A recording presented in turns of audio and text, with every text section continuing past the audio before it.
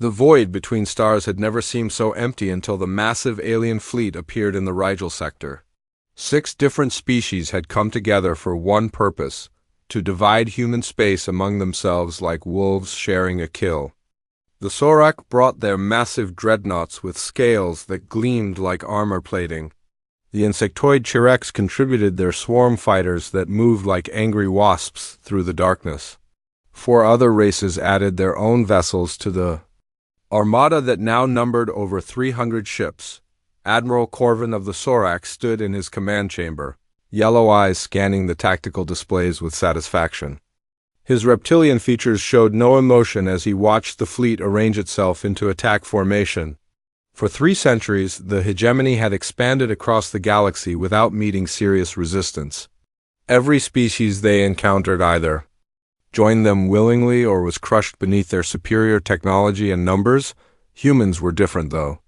These strange mammals had spread across dozens of star systems with remarkable speed for such a young species. They built cities on toxic worlds, survived in environments that would kill most other life forms, and refused to surrender even when facing impossible odds. The hegemony had tried diplomatic contact first, offering humanity a place as a client species under their protection. The humans had politely declined and continued expanding into sectors the hegemony considered their own. Now it was time to teach these upstart mammals their place in the galactic order. The combined fleet carried enough firepower to reduce entire planets to radioactive dust. Their energy shields could deflect any known weapon, and their tactical computers could calculate battlefield outcomes with perfect accuracy. Victory was not just likely but mathematically certain. The first human ship appeared without warning, dropping out of hyperspace with a flash of blue light that seemed brighter than it should have been. Corvin's tactical officer, a 4-armed Vorthan named Crix, immediately began scanning the newcomer with instruments that could analyze a vessel down to its molecular structure. "Single human warship, Admiral," Crix reported, his synthetic voice carrying notes of confusion. "Mid-range cruiser class, approximately 400 meters in length. Crew complement reads as roughly 400 life forms. Armament appears standard for their technology level." Corvin allowed himself a moment of disappointment. After months of planning and coordination, the humans had sent only one ship to face their entire armada. Perhaps these mammals were more foolish than he had thought. Still, he had come too far to turn back now. The human vessel moved closer, its hull reflecting starlight in ways that seemed almost artistic. Strange markings covered its surface, symbols that pulsed with a faint inner glow. The ship's name was clearly visible in human script along its bow, UES Defiant. "They are transmitting, Admiral," reported the communications officer, a crystalline being whose voice sounded like wind chimes in a gentle breeze. "The message is being broadcast on all frequencies." "Display it," Corvin commanded. The main screen flickered to life, showing the bridge of the human ship. The being standing at its center was tall for his species, with dark skin and intelligent eyes that seemed to take in everything at once.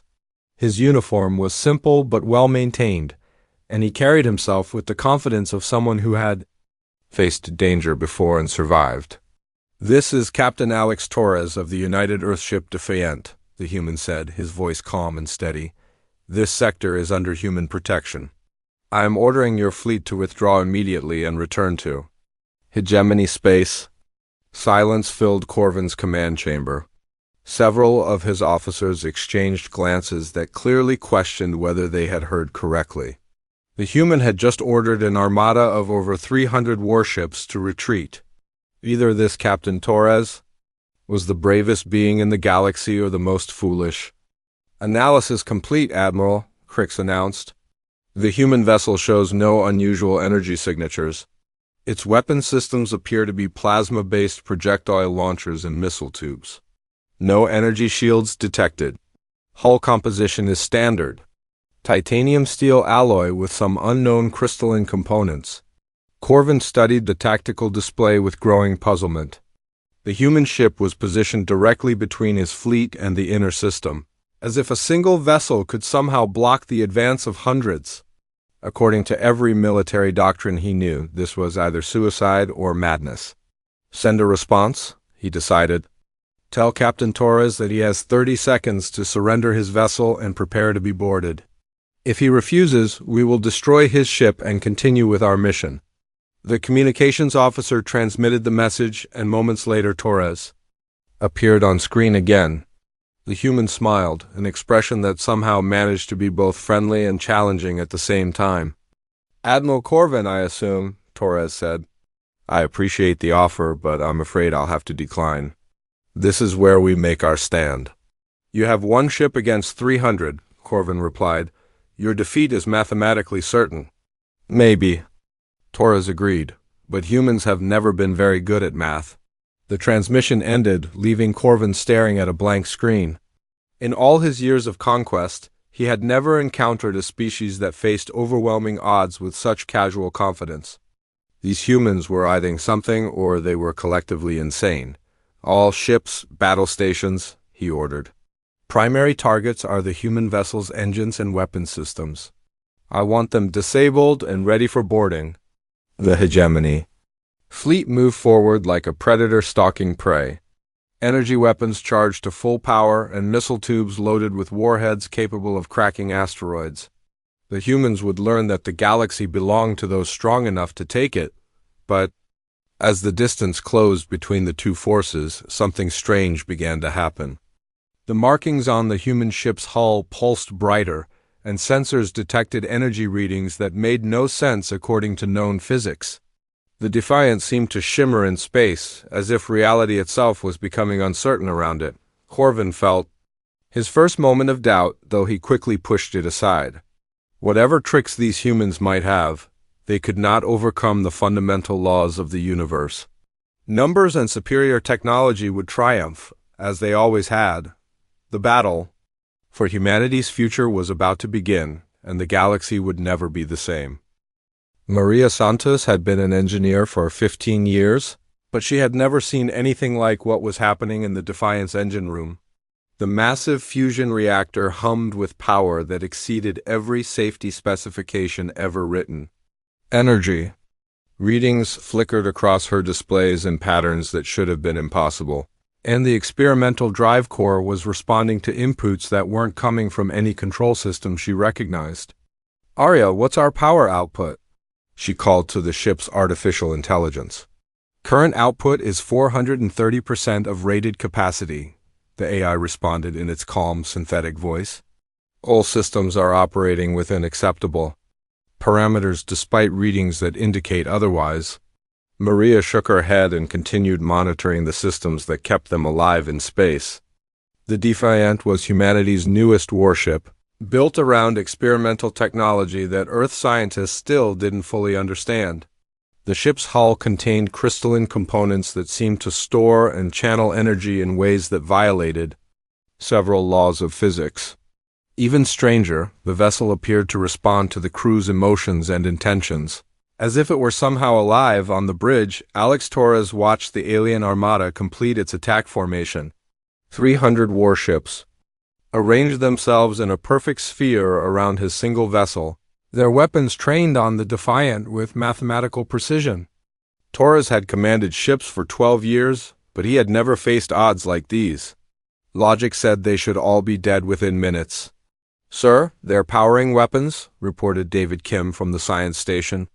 The young lieutenant's instruments showed energy spikes across the entire enemy fleet as hundreds of plasma cannons prepared to fire. Impact in 30 seconds. Torres felt something strange happening around him. The bridge lighting seemed to pulse in rhythm with his heartbeat, and the air itself felt charged with potential energy. His crew worked at their stations with focused determination, none of them showing the fear that should have paralyzed them in this situation. All hands, this is the captain, Torres announced over the ship's communication system. We know what we're facing and we know what's at stake. Earth is counting on us to hold this line. Whatever happens next, remember that we're not just fighting for ourselves. We're fighting for every human who ever dreamed of walking among the stars. The first wave of enemy fire erupted across space like a solar flare. Plasma bolts that could melt through starship armor converged on the Defiant's position from every direction.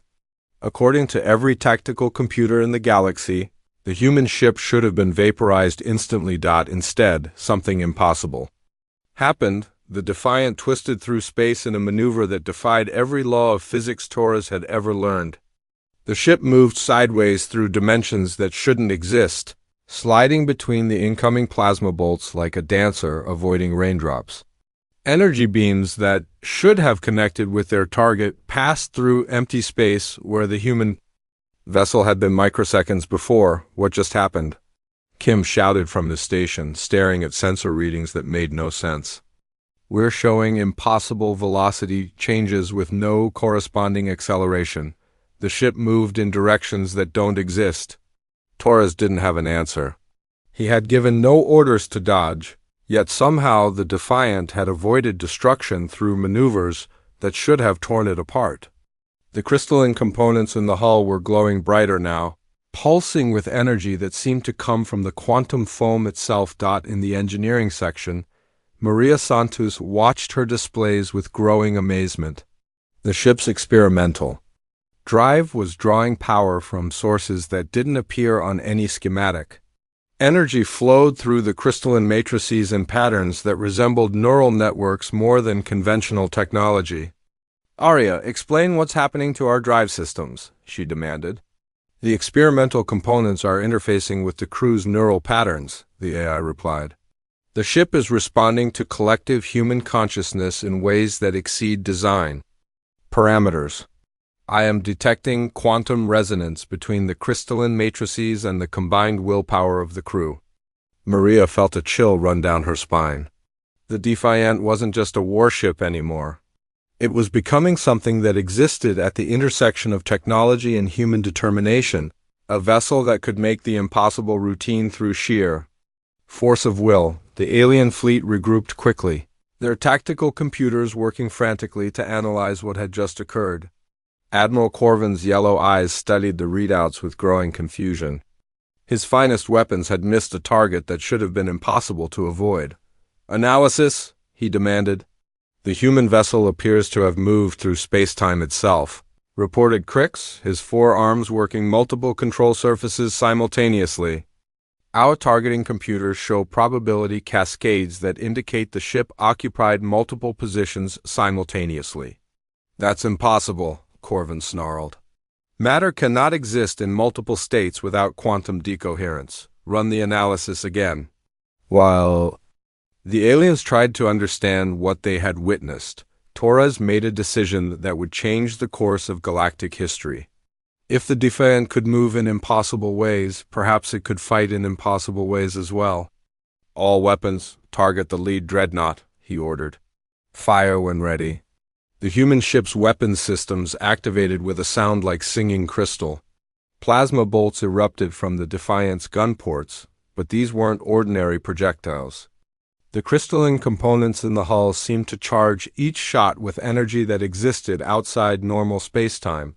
The alien dreadnoughts' energy shields flared as the human weapons struck, but instead of deflecting the attack, something extraordinary happened. The plasma bolts passed through the shields as if they didn't exist, striking the hull with precision that should have been impossible. Explosions blossomed across the massive alien vessel as the human weapons found their targets. Systems that had been protected by energy barriers designed to stop any known weapons suddenly found themselves exposed to attack. The Dreadnought's shields were perfect against conventional physics, but the Defiant's weapons operated on principles that the galaxy had never encountered. "Impossible," Corvin whispered as damage reports flooded his command center. "Our shields have never been penetrated. The energy barriers are mathematically perfect." His tactical officer's voice carried notes of panic. "Sir, the human weapons are bypassing our defenses entirely. They're striking targets that should be completely protected."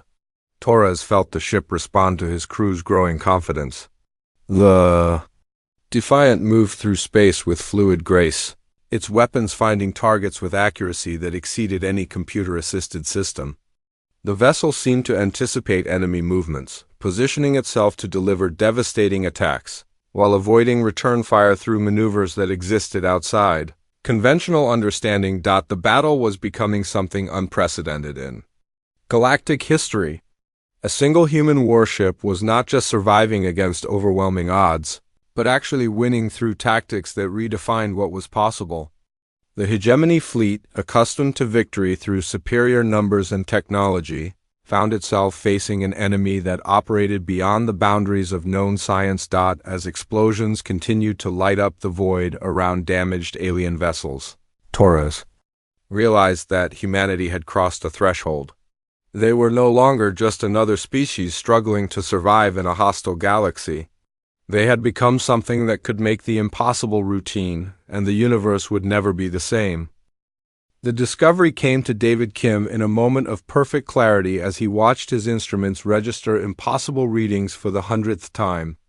The young science officer had been trying to understand how the Defiant could perform maneuvers that violated every law of physics he knew, when suddenly the answer became obvious in a way that made his hands tremble with excitement. "Captain, I think I understand what's happening," he announced, his voice cutting through the controlled chaos of the battle-torn bridge. "The ship isn't just responding to our commands. It's amplifying our thoughts, our intentions, our refusal to accept defeat." Torres dodged another salvo of alien fire, the ship twisting through space with movements that felt more like dancing than combat maneuvering. Around them, the enemy fleet was beginning to show signs of disorder as their perfectly calculated battle formations struggled to adapt to tactics that existed outside all known parameters. "Explain," Torres ordered, though part of him already suspected what Kim was about to reveal. "The crystalline components in our hull aren't just storing energy," Kim said, his fingers flying across his console as he pulled up readings that defied conventional understanding. "They're interfacing with our neural patterns, creating a feedback loop between human consciousness and the ship's systems. We're not just piloting the Defiant anymore. We're becoming part of it." In the engineering section, Maria Santos felt the truth of those words resonate through her bones. The ship's experimental drive core was pulsing in rhythm with her heartbeat, and she could sense the emotions of her crewmates flowing through their crystalline networks like electrical current. Fear, determination, hope, and defiance all combined into a force that the ship was converting into physical effects. "Aria, confirm Lieutenant Kim's analysis," she requested. "Confirmed," the AI replied. "The crew's collective consciousness has achieved quantum entanglement with the ship's experimental systems.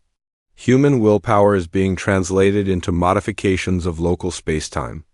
The vessel is operating on principles that combine technology with what can only be described as applied determination." The implications were staggering. Humanity had always been known for their refusal to accept defeat, their ability to find solutions where none should exist, and their tendency to exceed every limitation placed upon them. Now somehow, the Defiant had become a manifestation of those qualities, a ship that could make the impossible routine through sheer force of human will. Admiral Corvin was learning the same lesson from the opposite perspective. His perfectly organized fleet was being systematically dismantled by a single enemy vessel that operated according to rules that didn't exist. The Sorak commander had won hundreds of battles through superior numbers and technology, but this engagement was teaching him that the universe contained forces more powerful than plasma cannons and energy shields. "Status report," he demanded, though he already knew the answer would be unpleasant. 17 vessels disabled, Admiral, reported his tactical officer. "The human ship continues to avoid our fire while targeting our most critical systems with impossible accuracy. Our computers cannot predict its movements or calculate effective countermeasures." The reptilian admiral studied the tactical display with growing frustration. The human vessel moved through space like a living thing, anticipating threats before they materialized and striking targets that should have been beyond its reach. Every time his fleet adapted to its tactics, the ship found new ways to exceed the boundaries of what should be possible. "Perhaps," suggested Crix hesitantly, "we should consider that these humans operate according to different principles than we understand." Corvin's yellow eyes fixed on his subordinate with predatory intensity. Explain. Every species we have encountered follows logical patterns, the four-armed Vorthan continued. They respond to threats with calculated force, they retreat when faced with overwhelming odds, and they accept defeat when victory becomes mathematically impossible. These humans appear to operate outside such limitations. On the Defiance Bridge, Torres was beginning to understand the full scope of what they had become. The ship wasn't just a vessel anymore. It was a synthesis of human technology and human spirit, a manifestation of everything that made his species unique in the galaxy. Where other races saw impossible odds, humans saw challenges to overcome. Where others calculated probability of defeat, humans calculated ways to win. All stations. Report status, he ordered. Weapon systems operating at peak efficiency, reported the gunnery officer. We're hitting targets that should be outside our range with accuracy that exceeds our targeting computers. Engineering reports all systems stable, added Maria Santos. From below decks. The ship is drawing power from sources that don't appear on any schematic, but everything is functioning within acceptable parameters. Navigation systems are responding to intentions rather than direct commands, noted the helmsman. The ship seems to know where we want to go before we tell it. Torres nodded, feeling the truth of their situation settle into his bones. The Defiant had become something unprecedented in galactic history, a weapon that operated on willpower rather than physics, a vessel that could achieve victory through determination rather than superior firepower. The battle continued to rage around them, but now it had taken on a different character. What had begun as a conventional space engagement had become a contest between two fundamentally different approaches to existence. The aliens relied on logic, calculation, and overwhelming force. The humans relied on adaptability, creativity, and an absolute refusal to accept defeat. As the Defiant continued its impossible dance through space, avoiding attacks that should have destroyed it while delivering strikes that bypassed defenses that should have been impenetrable, the galaxy was witnessing the birth of something entirely new. Humanity had not just survived their first encounter with superior alien technology. They had transcended it. The crew worked together with a harmony that bordered on telepathy, their shared purpose flowing through the ship's crystalline networks and emerging as effects that rewrote the laws of physics. Fear became fuel for faster-than-light maneuvers. Determination became armor that deflected enemy fire. Hope became weapons that struck targets across impossible distances. In the command center of the alien flagship, Corvin finally understood what his fleet was truly facing. These humans weren't just another species to be conquered.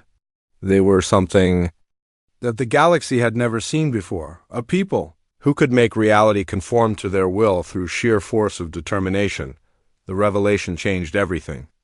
This was no longer a battle for territory or resources. It was a confrontation between two different ways of understanding existence itself. The hegemony had built their empire on the assumption that superior technology and overwhelming force would always triumph. The humans were proving that some things were more powerful than physics, the indomitable spirit that refused to accept defeat.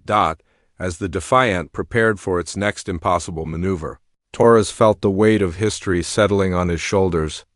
They weren't just fighting for human space anymore. They were fighting to prove that consciousness, creativity, and determination could overcome any obstacle the universe might place in their path. The galaxy was about to learn that humans had never been very good at accepting limitations. The turning point came when Torres made a decision that would have been considered insane by any military academy in the galaxy.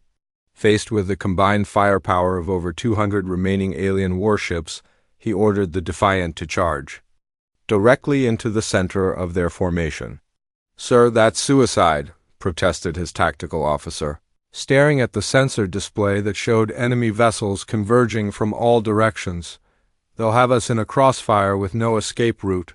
Torres felt the ship's crystalline hull pulse with energy that seemed to respond to his absolute certainty.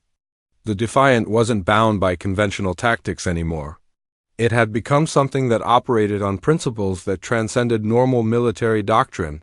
"Trust the ship," he said simply. "Trust each other. Trust that we can do what needs to be done." The human vessel accelerated toward the alien formation with speed that should have torn it apart. The hull groaned under stresses that exceeded every safety limit, but the crystalline components seemed to absorb and redirect the forces in ways that made conventional physics irrelevant. Energy flowed through the ship's structure like blood, through veins, carrying the combined will of 400 human souls toward a confrontation that would determine the fate of their species.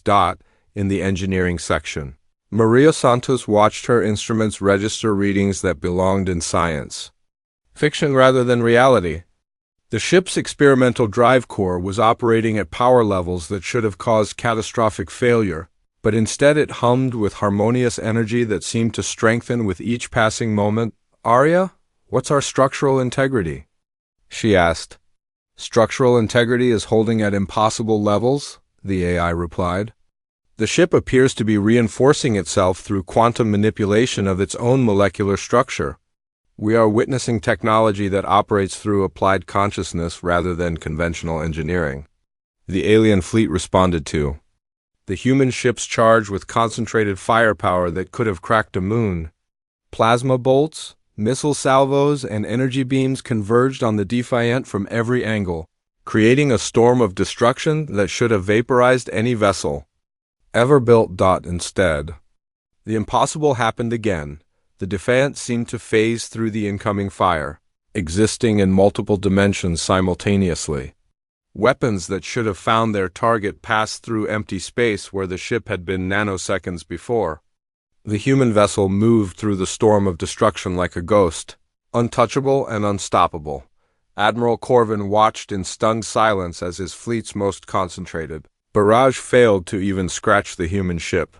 The reptilian commander had witnessed the rise and fall of civilizations, but he had never seen anything that challenged his understanding of reality itself. "How is this possible?" he demanded. "The human vessel appears to be manipulating probability itself," reported Crix, his forearms working frantically at his control station. "Our targeting computers show it existing in multiple positions simultaneously. It's as if the ship is choosing which reality to occupy from moment to moment." The Defiant reached the center of the alien formation and began to move in ways that defied description. The ship spun through space with fluid grace, its weapons finding targets with precision that exceeded any computer-assisted system ever built. Each shot seemed to carry more than just destructive energy. They carried the determination of humanity itself, striking alien vessels with force that bypassed their defenses and found their most vulnerable points. Explosions blossomed throughout the hegemony fleet as the human ship demonstrated that superior numbers meant nothing when facing an enemy that operated outside the boundaries of known science. The Defiant's weapons struck targets that should have been protected by energy shields and armor plating, finding weak points that existed only in the theoretical realm. "Sir, the human weapons are somehow targeting our ship's quantum signatures," reported the Sorak tactical officer. "They're striking at the molecular level, causing cascade failures in our most protected systems." Taurus felt the ship respond to his crew's growing confidence with capabilities that seemed to expand with each passing moment. The Defiant was no longer just a warship. It had become a manifestation of human potential, a vessel that could achieve victory through sheer force of will and refusal to accept defeat. "All weapons, continuous fire," he ordered. "Show them what happens when humans decide to stop holding back." The battle became a display of impossible physics as the human ship systematically dismantled the alien armada. The Defiant moved through space with movements that resembled art more than military tactics, avoiding attacks that should have been unavoidable while delivering strikes that redefined what was possible. David Kim watched his instruments with amazement as the ship's capabilities continued to expand. "Captain, we're not just interfacing with the ship's systems anymore, we're becoming the ship. The boundary between human consciousness and the vessel's technology is disappearing." The truth of those words became evident as the crew began to work with perfect synchronization. The helmsman anticipated threats before they appeared on sensors. The weapons officer targeted enemy vessels with accuracy that exceeded any computer system. The engineering staff maintained systems that operated through principles that existed outside conventional understanding. Maria Santos felt the ship's experimental drive core pulse in rhythm with her heartbeat, and suddenly she understood what they had become.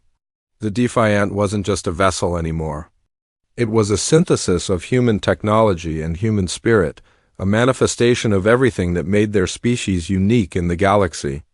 "We're rewriting the rules," she whispered, watching energy patterns that resembled neural networks more than COGNVNTIONAL power systems. "We're proving that consciousness is more powerful than physics."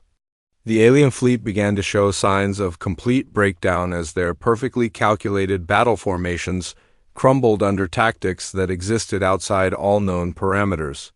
Ships that had never known defeat found themselves systematically outmaneuvered by an enemy that operated according to principles they couldn't comprehend. Admiral Corvin realized that his forces were facing something unprecedented in galactic history.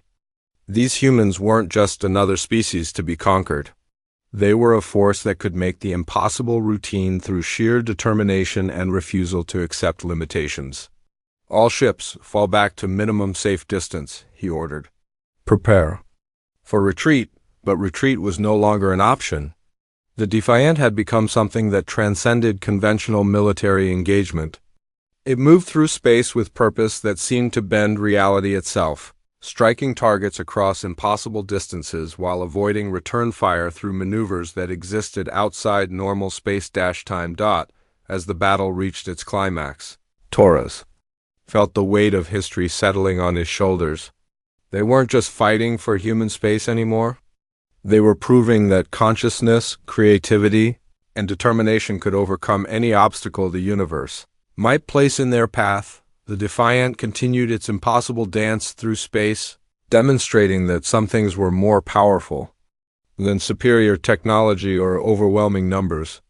The human spirit, when properly focused and supported by technology that could amplify its potential, could achieve victory against any odds. The galaxy was witnessing the birth of something entirely new, a species that could make reality conform to their will through sheer force of determination.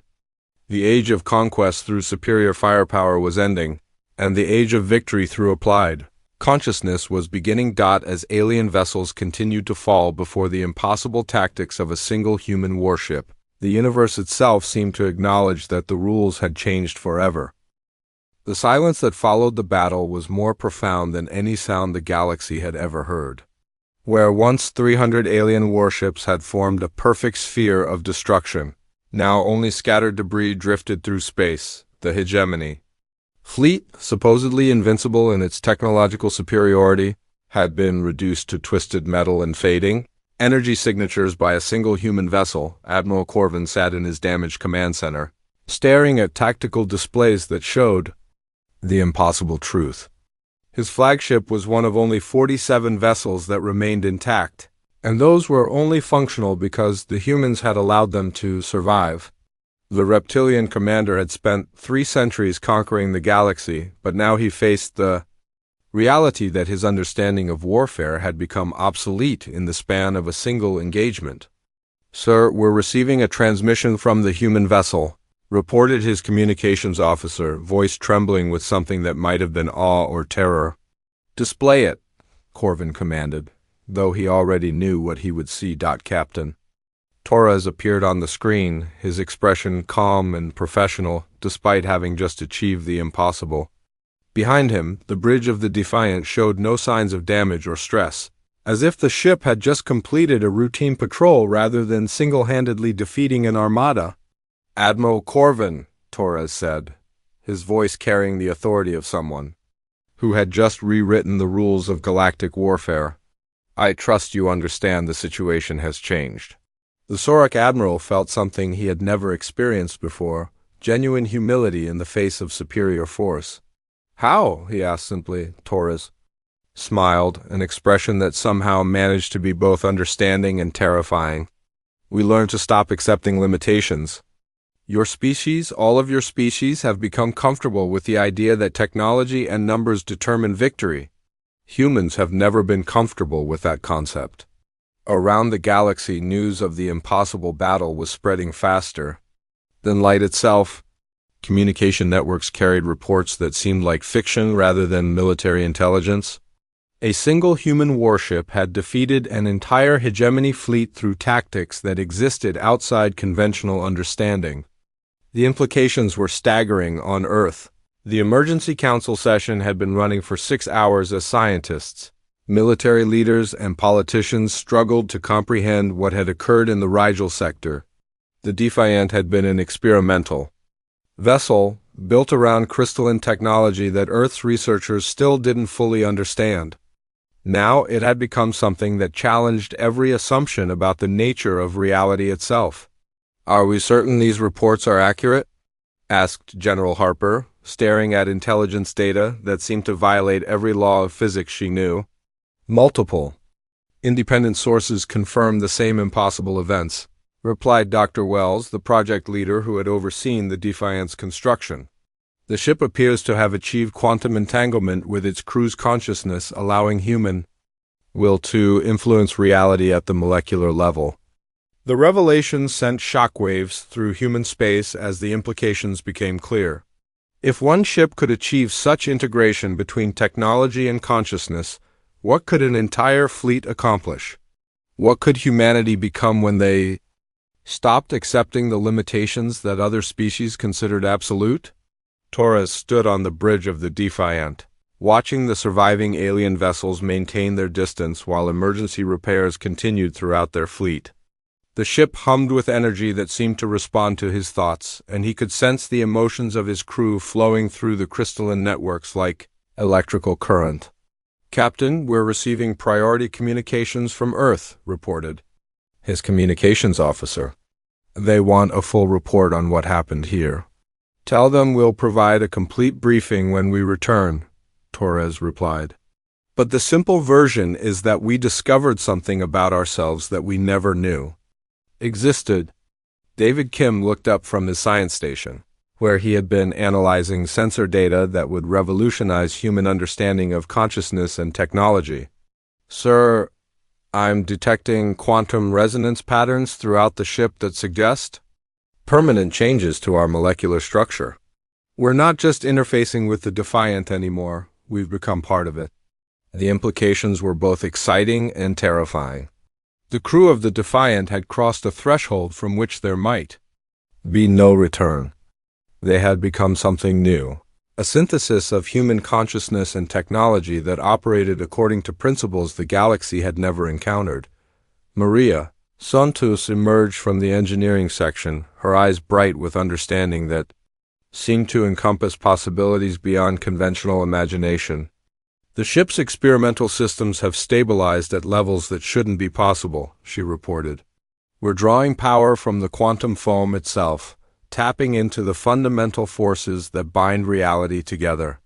Torres nodded, feeling the weight of what they had accomplished and what it meant for humanity's future. The Defiant had become more than just a warship. It was proof that consciousness could triumph over physics, that determination could overcome any obstacle, and that human potential was limited only by their willingness to accept limitations. The surviving alien vessels began to withdraw from the battle zone, their commanders reporting to superiors who would struggle to believe what they had witnessed. The hegemony's expansion had been built on the assumption that superior technology and overwhelming numbers would always prevail. Now they faced the reality that some forces were more powerful than plasma cannons and energy shields. As news of the battle spread throughout the galaxy, other species began to reassess their understanding of humanity and their place in the cosmic order. The mammals from Earth had been dismissed as a young species with primitive technology, but now they had demonstrated capabilities that transcended conventional understanding of what was possible. Diplomatic channels that had been closed to humanity for decades suddenly opened as alien governments sought to understand the secret behind the impossible victory. Trade routes that had been restricted to established galactic powers now welcomed human vessels. The balance of power had shifted permanently, with humanity emerging as a force that operated beyond conventional limitations. Torres received the first of many communication requests from alien leaders who wanted to establish peaceful relations with the species that had just rewritten the rules of galactic warfare. The Shireks offered technology exchanges. The Vorthan proposed mutual defense treaties. Even the proud Sorak expressed interest in learning more about human methods of combat. "Sir, how do we respond to all these requests?" asked his communications officer. "Tell them we're always willing to talk," Torres replied. "But make it clear that humanity's expansion into the galaxy will continue on our terms, not theirs." The Defiant began its journey back to human space, carrying with it the knowledge that consciousness and technology could achieve synthesis that exceeded the boundaries of conventional physics.